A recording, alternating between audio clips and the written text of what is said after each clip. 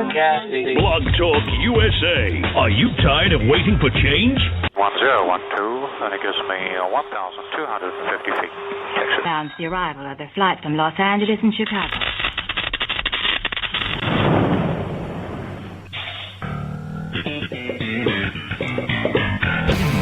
Explosion. And welcome to T&Z Talk for this Friday, March the 4th, 2016. It's going to be an interesting day. Yeah, I can promise you it's going to be an interesting day. I do want to let you know, if you'd like to join us, the number is 347-855-8118. I am Tony Trupiano. Joining me now is my radio cohort and partner, Richard Zombeck, Huffington Post blogger and blogger for Liberals Unite. Hello, Richard. Hooray. Good morning. Hey, so how was your birthday? It was interesting. Interesting. Well, I just told you what happened at dinner. Beyond that, it was fine. So no Asian hookers and blow. No, absolutely not. Yeah. Which was just fine with me. Yeah, I'm getting too old for that kind of stuff too. Yeah, it just I'm happy to make it through the day. And aside from that, did anything interesting happen yesterday at all? Let's see. No. Oh, wait a minute. Wait. Mitt Romney. Let me see if I can get this right. Mittens. Mitt Romney decided, somebody decided that he's the new Republican standard bearer, as we talked about on the show yesterday. And which is Mr. 46%. 47. 47, I'm sorry. Mr. 47%. Yeah, you got it. See, there's that 1%. It's always that 1%, Rich. Always that 1%. It is. All right. They ruin it for everyone. They really do. So anyway, he had a few things to say, and I believe we have some audio so that we can share that with the audience. We do. We have 3 clips actually. So I'll play the first one right now. If Donald Trump's plans were ever implemented, the country would sink into prolonged recession. Mr. Trump's bombast is already alarming our allies and fueling the enmity of our enemies. Think of Donald Trump's personal qualities: the bullying, the greed, the showing off, the misogyny, the absurd third-grade theatrics. He creates scapegoats of Muslims and Mexican immigrants. He calls for the use of torture. He calls for killing the innocent children and family members of terrorists. This is the very brand of anger that has led other nations into the abyss. Donald Trump is a phony, a fraud. His promises are as worthless as a degree from Trump University. Ooh. The Romney Mittens smackdown. Well, let me ask you a question. I'm just trying to remember. 4 years ago, Mitt Romney, I believe, asked for Donald Trump's endorsement. Do I have that right? He certainly did. He certainly did. Yeah. And was actually looked a little uncomfortable. Looked a little uncomfortable getting it too. Didn't seem too happy about that on stage. I'd like to know though how many of the Trump supporters do they think know what the word enmity means? It's a great question. I mean, do you think maybe he could have used antipathy, animus, hostility, animosity, bitterness, just hatred? Do you think maybe hatred? He could have done any of those, and people would have got it. Yeah, because if there's one thing that the Trump people can't stand is elitist, educated, rich folk. There you go. They'd rather have a hateful, bombastic, xenophobic, hate bag rich guy. So what do you think that was really all about yesterday? I mean, is this the beginning of some anti-Donald Trump tidal wave, as everybody's predicting it is? Or well, I think they're going to try. Okay. I mean, you were on your way to say something else, and I interrupted you. No, we were both headed in the same direction. But I think, I mean, it's obvious and it's fairly evident that their plan is to stop Trump. Now, why they think that they can do that with Romney, who basically lost against supposedly the worst Muslim president who wasn't even born here, is beyond me. And why they, like I think we talked about this yesterday, is he's no Eisenhower, he's no Reagan of the Republican Party, where people are going to flock to him and listen to him like he's actually got something to say. And I think the harder they go after Trump in an establishment, particularly in an establishment way, or any way really.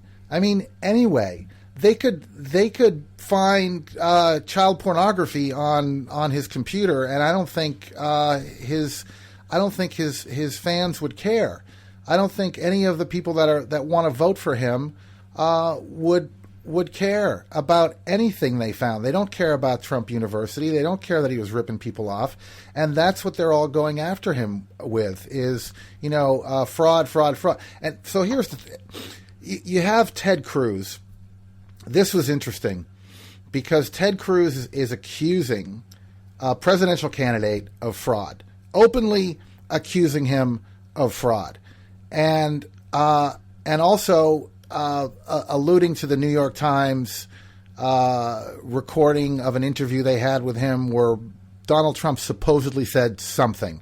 We don't know what he said, so I'm just going to say something. But Ted Cruz seems to know what he said. And Ted Cruz does this kind of Joe McCarthy tactic where he says, well, I believe you said this, and you're going to have to prove me wrong, right? Guilty until proven innocent. He did the same thing with Chuck Hagel. He accused Chuck Hagel of taking $250,000 from North Korea and said, well, I mean, I'm not accusing you of anything, but I'm led to believe that you took $250,000 from North Korea, and until you can prove that that's not the case, I'm going with that. And this is the same kind of, and amazingly, he kind of looks like Joe McCarthy. He's got that same weaselly little face. Oh yeah, absolutely. That just gives me the creeps, and also apparently looks like a drawing of the Zodiac Killer. According to other internet memes. Ted Cruz might be the Zodiac Killer. Yay. Now, I find it astounding, especially as we consider the implications of what it is we're talking about, which is the presidency of the United States of America. And it makes one wonder where the hell we're headed. Now, we've got another Romney soundbite. Actually, we have a couple more. So why don't we play number 2, and then we'll comment on that. All right. His bankruptcies have crushed small businesses and the men and women who work for them. He inherited his business. He didn't create it. And whatever happened to Trump Airlines? How about Trump University? And then there's Trump Magazine and Trump Vodka and Trump Steaks and Trump Mortgage. A business genius, he is not. No, he's not. No, but you know what? Bankruptcy. Donald Trump has a store that's worth more than Mitt Romney. That's right. I have a store that's worth more than Mitt Romney. Hooah! Yeah, it's beautiful. I mean, this is some of the best stuff I've heard in a really, really long time. It's just and oh boy. It's happening again. You love it when that happens, don't you? I really do. Romney is talking about things that nobody cares about. I mean, nobody cares about it. Let's play the other clip just so we can talk about everything as a whole, okay? All right. This is the third and final Romney clip, at least that we have. Now, I'm far from the first to conclude that Donald Trump lacks the temperament to be president. After all, this is an individual who mocked a disabled reporter, who attributed a reporter's questions to her menstrual cycle, who mocked a brilliant rival who happened to be a woman due to her appearance, who bragged about his marital affairs, and who laces his public speeches with vulgarity. Dishonesty is Donald Trump's hallmark. He's not of the temperament of the kind of stable, thoughtful person we need as leader. So that's a campaign speech for Trump right there.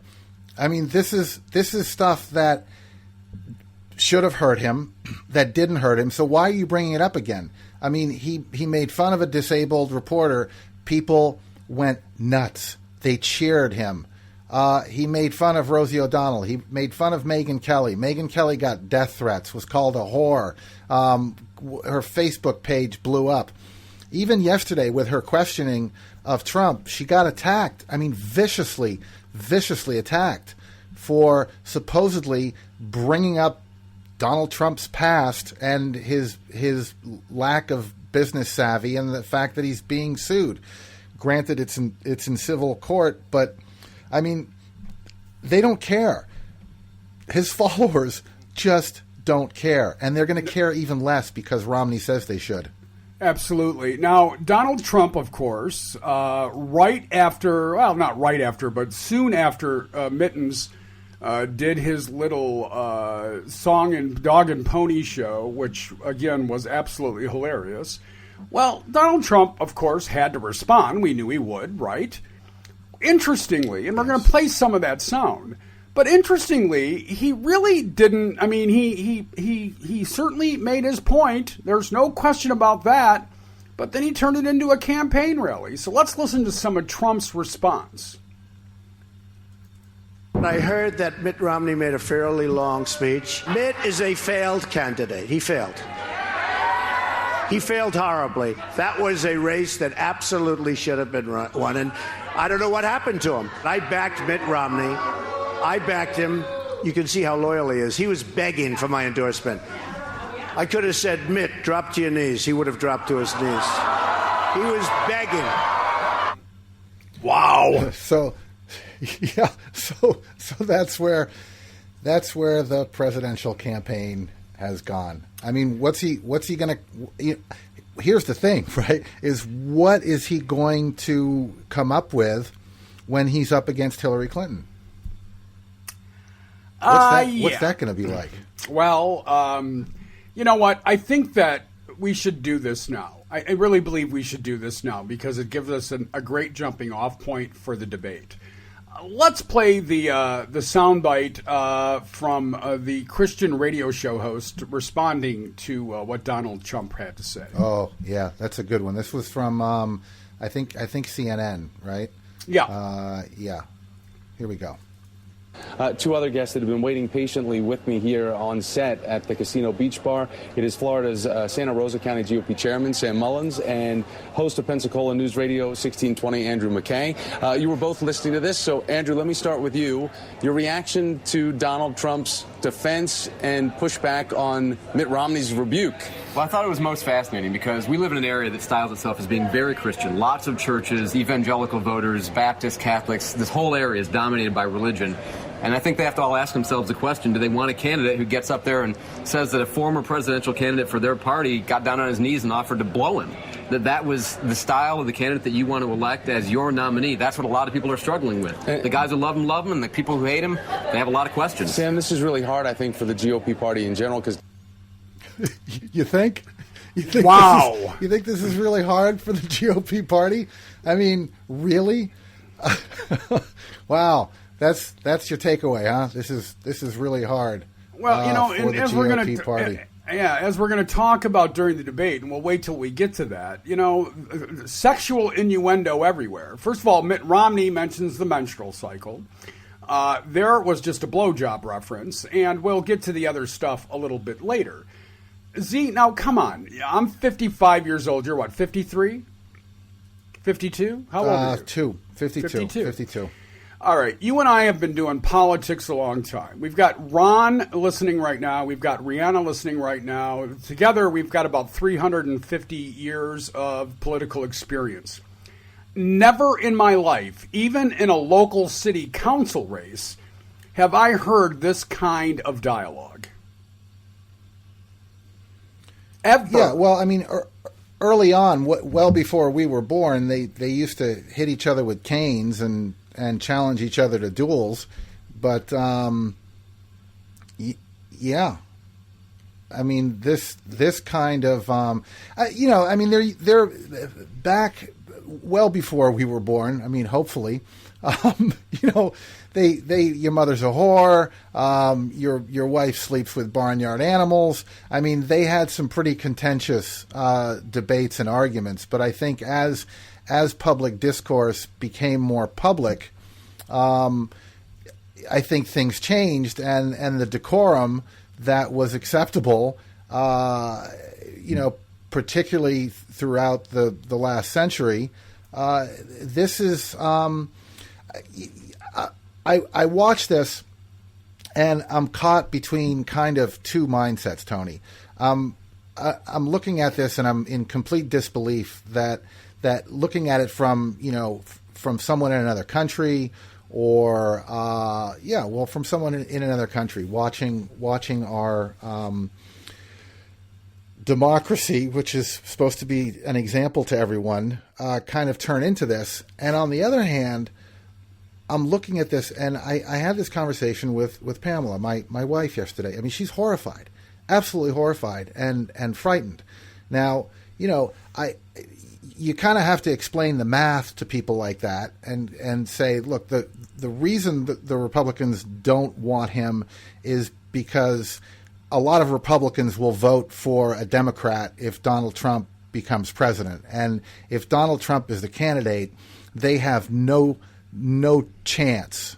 Not only do they have no chance of gaining the White House, but Congress will crumble and the Republican Party will fracture completely, which it's going to do anyway, no matter what the outcome is. I think the Republican Party is on its way to a complete and total fracture. Well, let's go ahead, finish your thought. I'm sorry. Well, so my disbelief aside, part of me is just overjoyed that this is happening. I'm thrilled that this is happening. I can't tell you how many conversations I've had in the last 10 to 15 years predicting this, and being able to look back at my Republican friends and go, there you go. There it is. There's your party. It's all yours, buddy. There's a but in there. You said two mindsets. Yeah, and the other mindset is I'm completely appalled. I'm completely appalled that presidential discourse, electoral discourse, campaign rhetoric has stooped to this level of talking about BJs and the size of your junk. Not to mention the monthly cycle. All right, Here we go. Peggy Noonan is the former Ronald Reagan speechwriter, current columnist for the Wall Street Journal. On Super Tuesday, she was a pundit on CBS News. This is what she had to say, which was followed up by a column that pretty much says the same thing. Go ahead and hit that, Z. I got to tell you, Bob, more than ever now, after seeing just the past hour and a half of TV, I believe we are seeing a great political party shatter before our eyes. What we have seen tonight is more dramatic, contentious, and almost violent in language than anything that happened in 1976 when Ronald Reagan took on an incumbent sitting Republican president. More dramatic than 1964 when a whole new ideological school of thought came in and knocked over the Republican establishment. This is something. Jamal, I think what we are seeing is sort of the fruit of a lot of back-class politics, of a lot of resentment, racially and otherwise, that's sort of been taken up in the person of Donald Trump. In the Democratic Party, we see the establishment kind of coming together. There it is. Yeah, there it is. Did you notice I saved that as a wave for you? I did. Thank you. I did. You're so cool. Well, listen, anything for you. Peggy Noonan is a very serious journalist. Now, I understand her bias as she would understand mine, right? But she's not wrong. I mean, she just backed up what you said. Yeah, and in fact, this just came across is Cleveland, where they'll be holding the Republican National Convention in July, is looking to spend about $50 million federal security grant, some of which will go towards 2,000 sets of full body riot control suits. That, you know, this is the stuff that the cops wear that make them look like stormtroopers from Star Wars. And because, you know, this is what we're expecting. I mean, we talked about the 1968 riots in Chicago when the Democratic Party tried to pull this same thing of doing an end run around the primary winner's win, and came up with Hubert Humphrey somehow over McCarthy and Eugene McCarthy in his anti-war stance.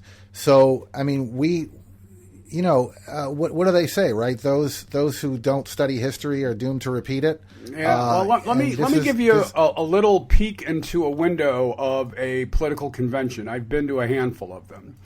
They now have what are called free speech zones. Are you familiar with them? Yeah. Okay. Do you know where they put them? About a mile from the convention center. Right. Yeah. And if you walk outside that, we'll call it 100 by 100 square foot area, you are immediately arrested and have to post bond. And they are surrounded by those men in the Star Wars suits. So don't you dare walk away from that 100-foot by 100-foot area. Now, what happens, if more people show up to the free speech zone than will fit in that area? Well, you're not allowed to protest. By the way, Fox News didn't quite share exactly what happened at the Fox Theater in Detroit last night. There were more people outside protesting than there were inside watching. Oh, were there? Oh, yes. Hundreds of people. They had to shut down a major thoroughfare. There were so many people. But you didn't see that on Fox News, did you? Actually, you didn't see that on anyone's news. They must have missed that one. Yeah. So before we move on seriously to the debate, and we will in a moment, we've got some sound and we'll play that. Michael Gerson, who is an op-ed writer for the Washington Post, writes an article today. By the way, the op-ed section of the Post today is nothing but anti-Donald Trump. The entire op-ed section. This particular column is called, What Are Anti-Trump Republicans to Do? Here are 4 options. I'll just read them real quick, see. Support the candidate in second place in hopes of beating Trump's plurality with more votes than delegates. That's option 1. Option 2 would be, even if Trump's plurality can't be beaten by a single candidate, deny him a majority of delegates at the convention and stop him there. Option 3. Support a center-right third-party candidate for president who would represent a civil rights republicanism and hold the core message of the party in trust for better days. And number 4, essentially sit out the election, wait for Trump to lose. He's considerably behind Clinton in most national polls, according to Gerson, and participate in the GOP reconstruction. Those are the 4. I'm going to give you one more. just announced today a super PAC has formed to draft Paul Ryan to run for the presidency.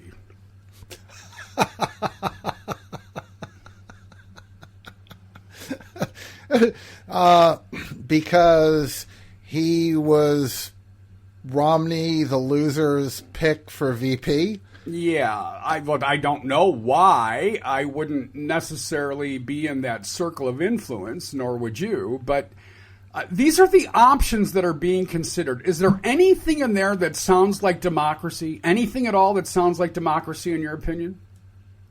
No, and I mean, that's actually not their complete, all of their choices.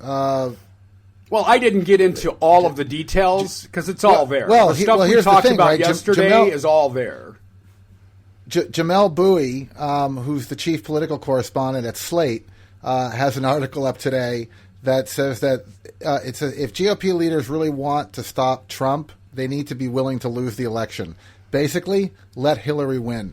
That's his advice. Didn't we talk about this yesterday? I thought we talked about this yesterday. I did a radio interview yesterday, so I got a little confused. I was on the radio for an hour with Rick Smith, but I thought we talked about that yesterday. That what are the odds? You might have been talking with Rick. All right. I mean, I said, what are the odds that Republicans will cross over and vote for Hillary? I think that.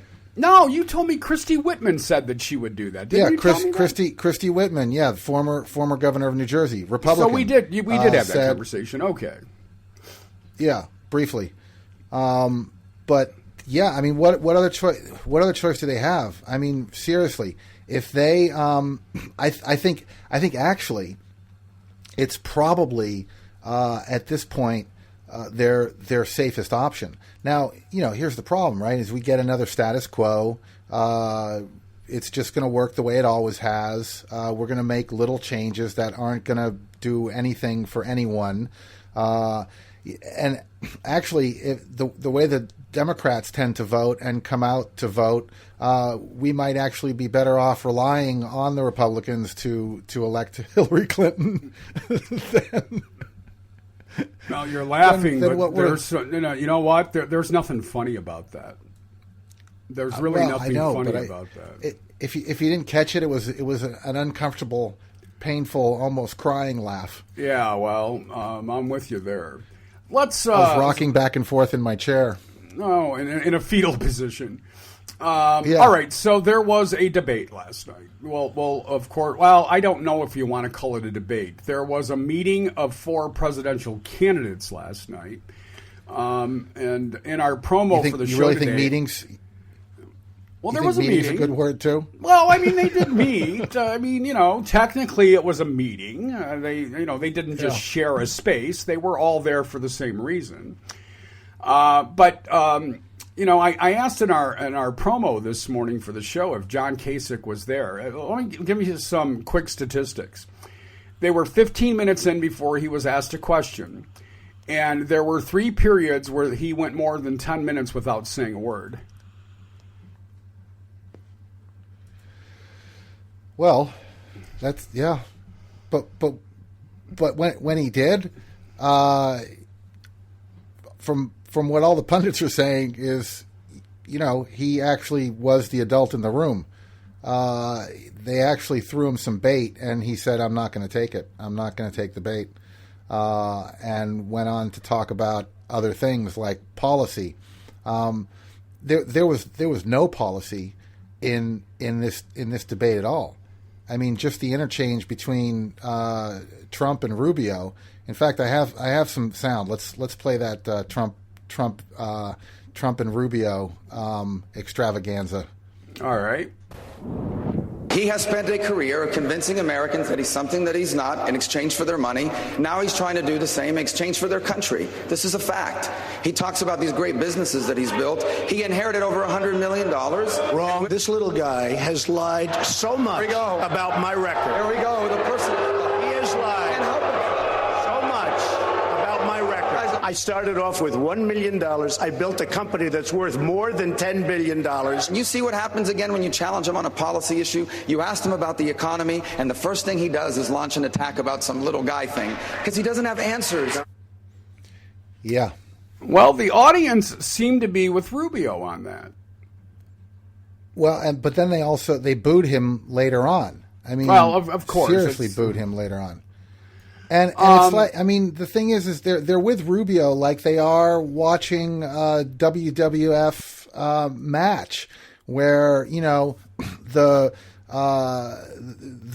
little person in a leotard is beating up on Andre the Giant.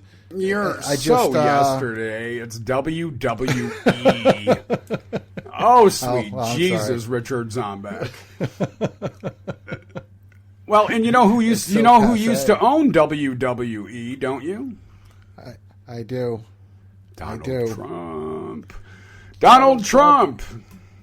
He's had that giant T everywhere. Yeah, so let's talk about the strategy last night. Did Rubio and Cruz, in your opinion, beforehand, kind of compare notes? I believe they did. I believe they said, hey, listen, we need to put our BS aside tonight after what Mitt did today, and we need to go after Trump in a big way.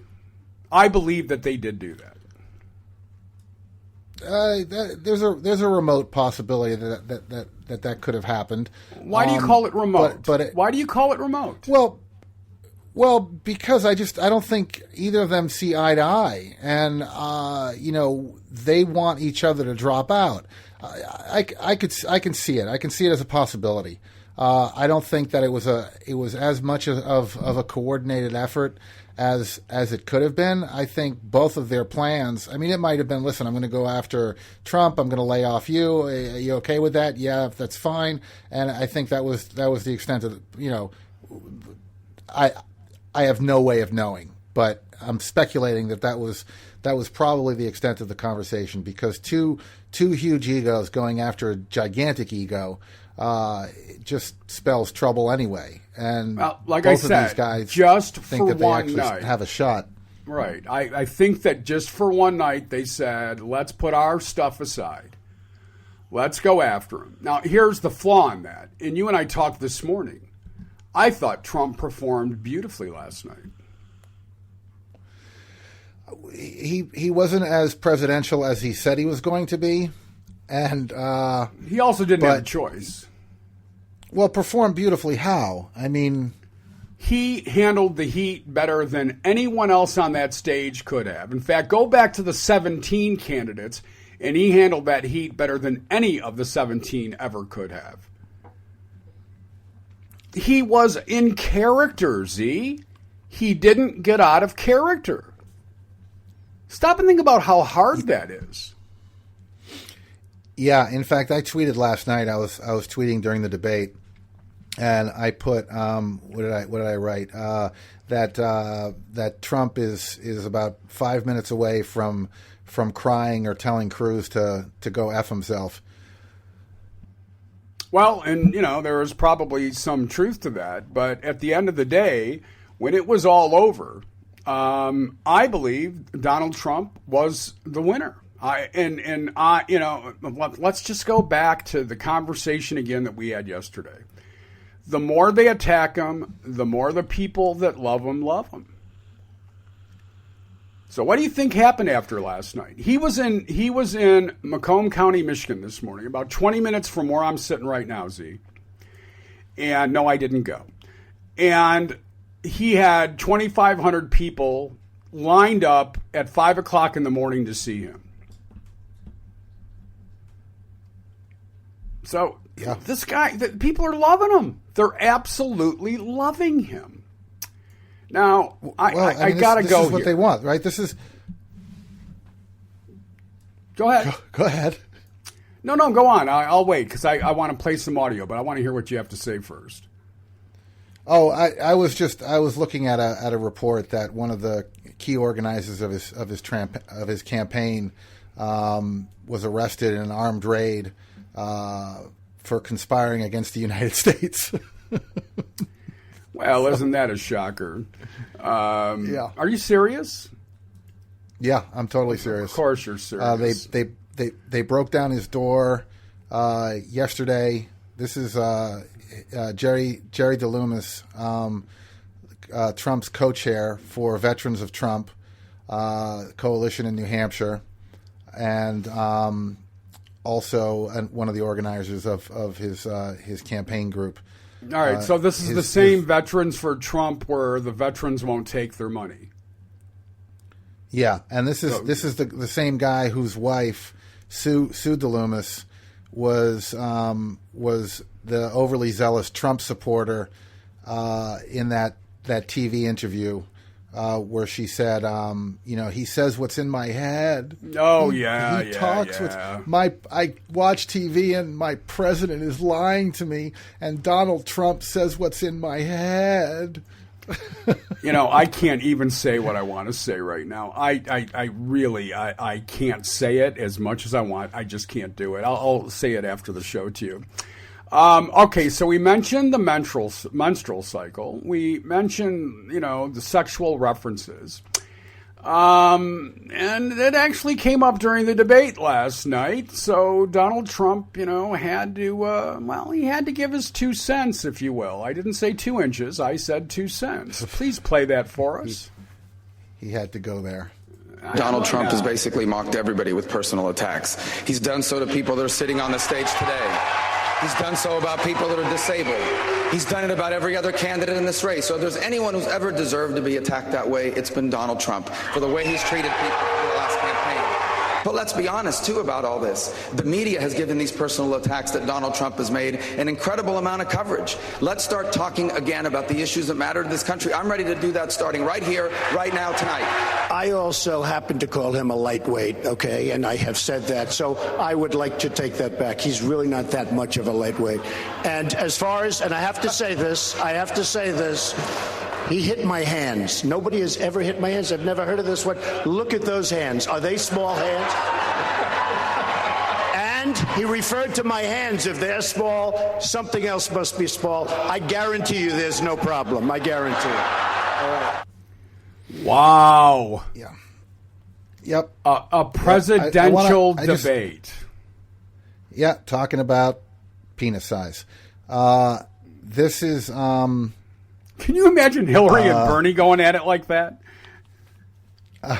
No.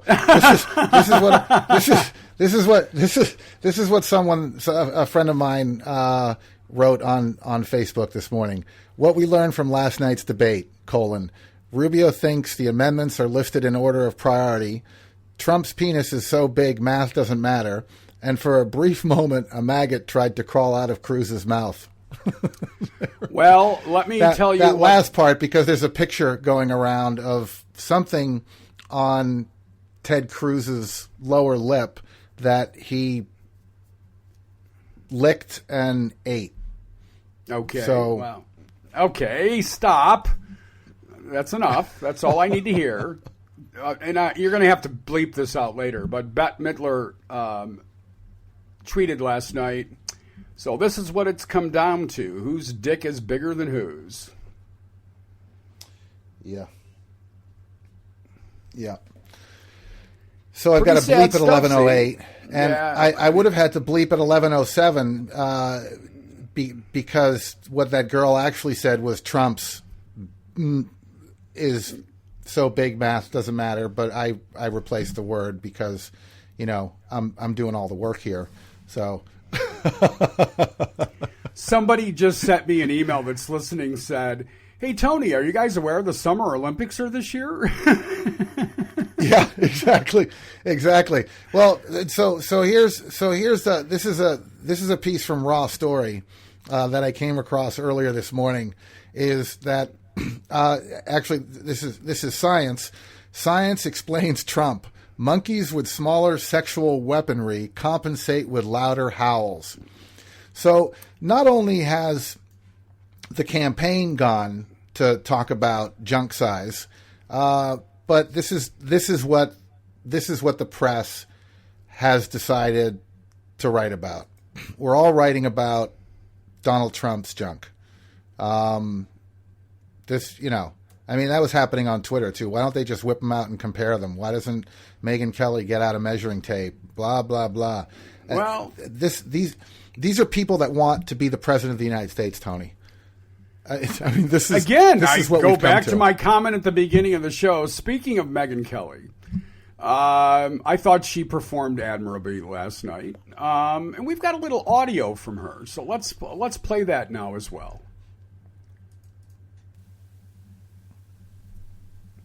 Getting out of the case. And this She's is what trying to get out of the case now because her case doesn't hold up. This is what the Court of Appeals found. They said that the plaintiffs against you are like the Madoff victims.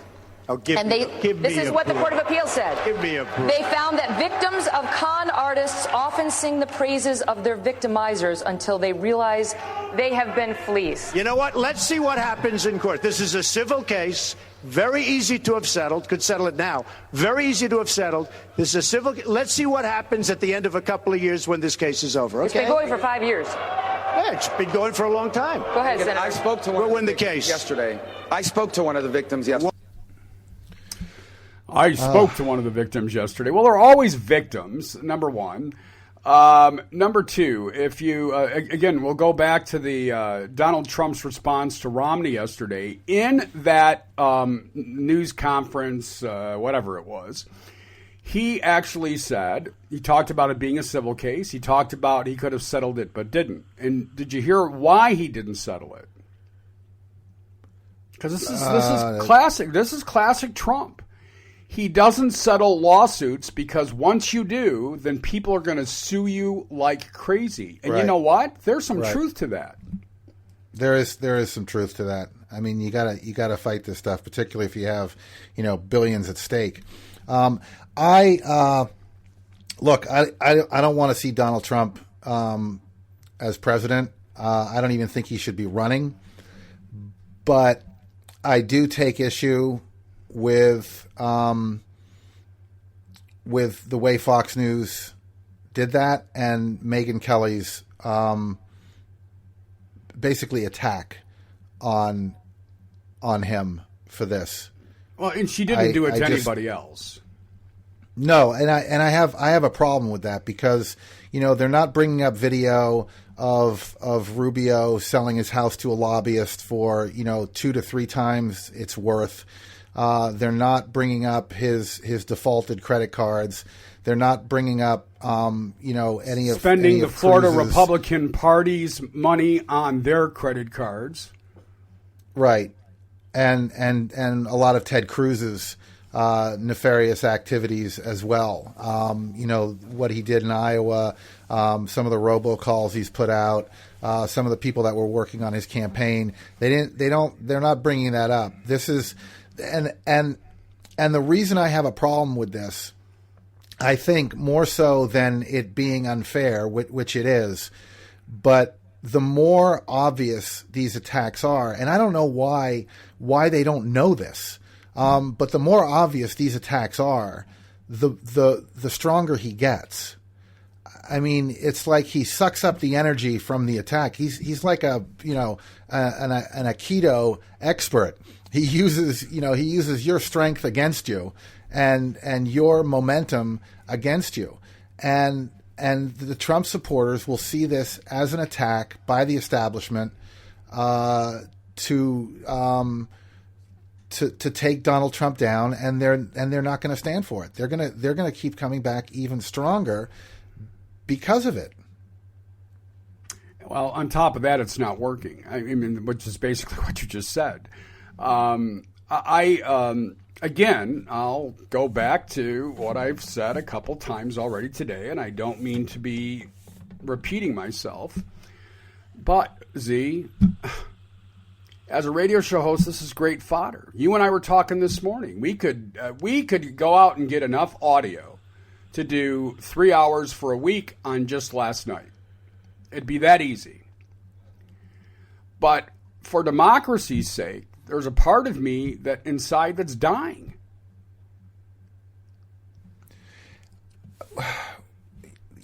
Well, rebirth is painful.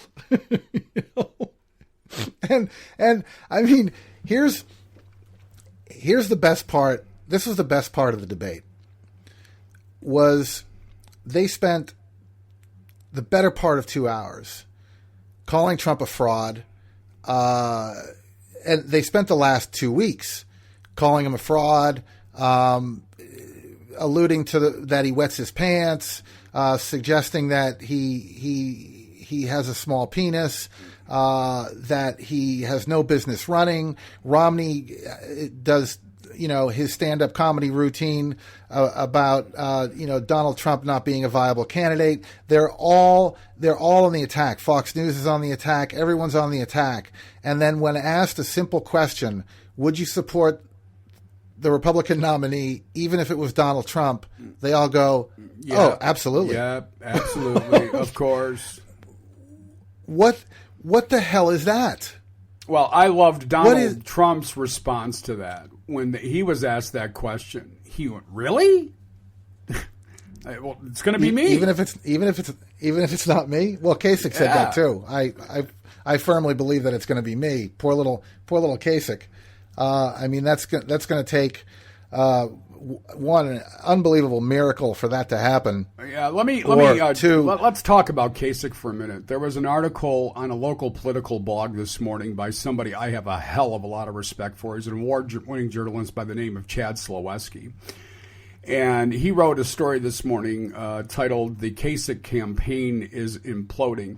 At one point, John Kasich was in double digits in Michigan, 20-something%. He's now down to 7%. I'll tell you why. He signed a bill that would defund Planned Parenthood. Even Republicans don't want to defund Planned Parenthood, Z. I'm talking rank and file voters. Yeah. You want to know why? Because they use it. Yeah. Yeah.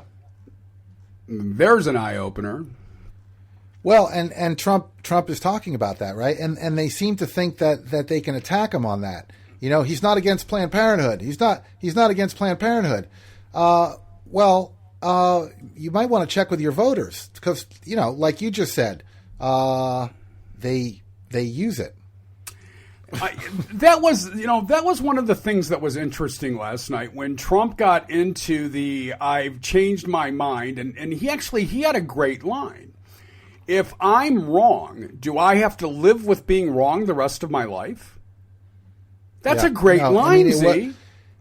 It was a very good line, and also I forget her name, but one of his spokespeople. Is that one I like? The crazy one? No, the Omarosa. Oh, because I like her, she's crazy. No. All right. I'm sorry. Go ahead. I'm sorry. They're mutually exclusive. You like her, and she's crazy. Now you might like her because she's crazy, but that's a whole other story. But anyway, a whole other show.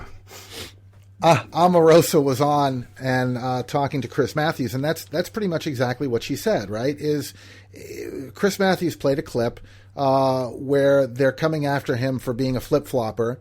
And Omarosa says, "I love that clip." And Chris Matthews is kind of stunned, and he goes, "Why would you love that clip?" She goes, "Because it shows that he can evolve, that he changes his mind, that he forms an opinion, he gets more information on it, and then he changes it," which I got to give him credit for.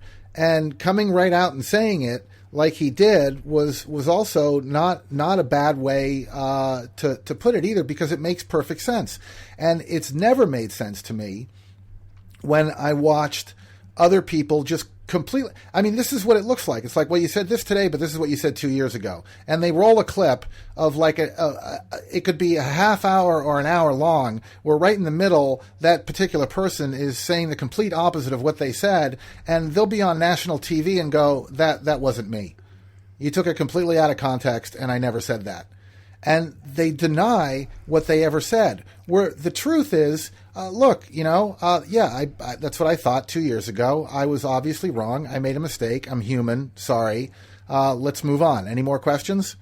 And I've never understood the need for them to just completely deny having ever changed their mind. Well, that goes back to the John Kerry. He'd voted to fund it before he voted to defund it. And, again, when you understand, when you take a global step back and you look at what happened with that particular issue, once he had all the information, he changed his mind. What is wrong with that? Yeah. Yeah. I mean, I certainly don't have a problem with it, particularly when they're given facts and evidence. I mean, if it weren't for facts and evidence and people believing it, we'd still think the world was flat and we were somehow magnetically attached to the earth, so we didn't fly off the top of it. Well, let's if you don't mind, let's preview. Well, first of all, let me give a Flint water update, if I could, and then we're going to preview the debate on Sunday night between Hillary Clinton and Bernie Sanders. Flint removed its first lead pipe today. If you can imagine, it took that long. Now let me tell you the bad news part of that. It was with private funds, and the mayor did it. The state still has an actancy. Well, here I have a little surprise for you. Okay. I want to play one more clip because yesterday you asked me a very particular question.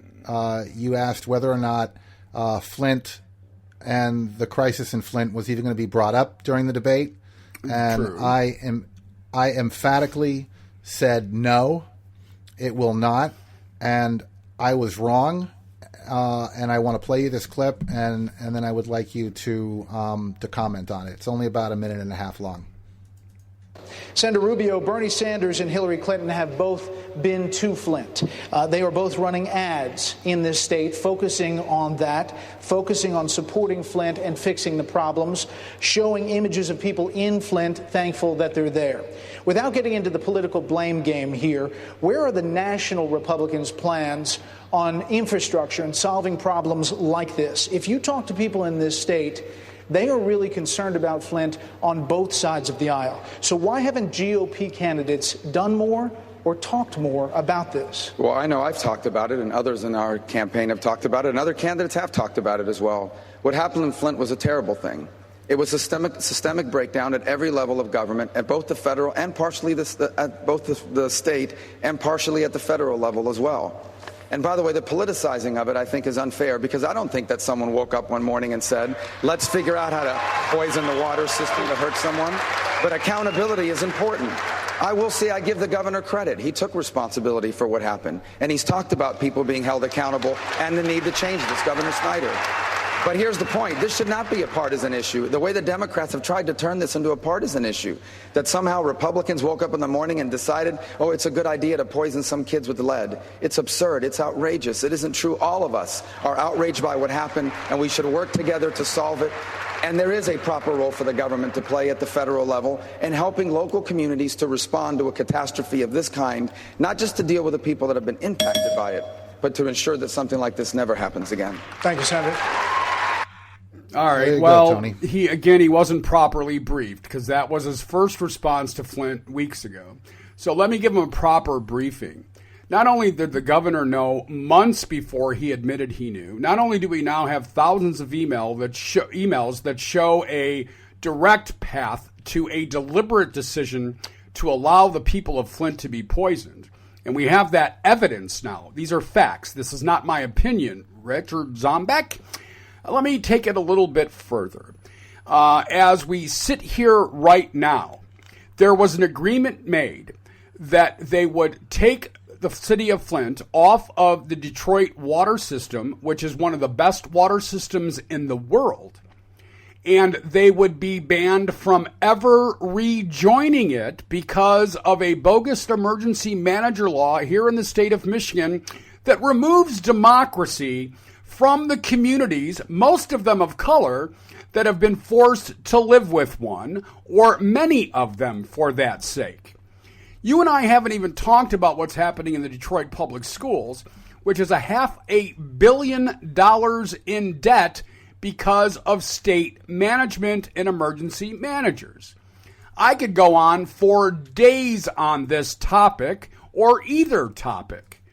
I'm telling you right now, Governor Snyder needs to resign. And as I shared with you yesterday, I believe, Tim Grimel, the Democratic House leader, and maybe we'll have him on the show next week, has asked for the governor to resign.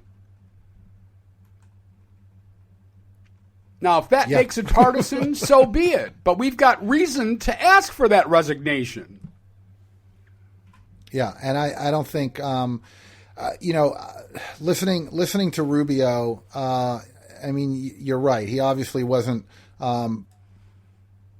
properly briefed on this and evidently doesn't care. But the way that he chose to explain his way out of this is that this wasn't done on purpose. It's like, no, maybe they didn't sit down and say, hey, let's poison some kids. They said, let's privatize the water. Let's hand this over to a company. Let's get some emails and some warnings that this is dangerous, that people are being poisoned, and, the hell with it. Let's not do anything about it. Right? So, yeah, they didn't sit down to intentionally go out and poison people. But once they knew that people were being poisoned, they did nothing about it. So I don't know how that's better.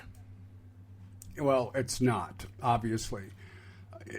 I know I get a little emotional on this, but I think for good reason. I think of these children. I think of these families. I think of property values. I think of the infrastructure of this country. I think about the program that I hosted about a month ago at University of Michigan, Dearborn. That was titled, Is It Time for a New Deal? They expected 40 people to show up. 345 showed up. This country is ready for change. There's no question about it. Very quickly, we've only got a couple minutes left. Sunday night, I will be in Flint to watch the debate between Hillary Clinton and Bernie Sanders. Being that I get my credentials in the mail today, because if I don't, I'm in trouble. But I should. What do you expect to happen on Sunday? Hillary Clinton's winning by a huge margin in the polling here. Well, again, I mean, as far as the viewership, again, this is a long-standing problem. Sunday night, they're having it. I mean, really. And I think Bernie's going to make a great showing. I think he's going to make some great points. And I think the pundits are going to declare Hillary Clinton the winner. All right. Well, see, now so your prediction on Flint was wrong. I believe your prediction on what you just said is going to be 100% right. But we'll find out. And we'll of course, be talking about this on Monday morning. Right. Let me give our info here.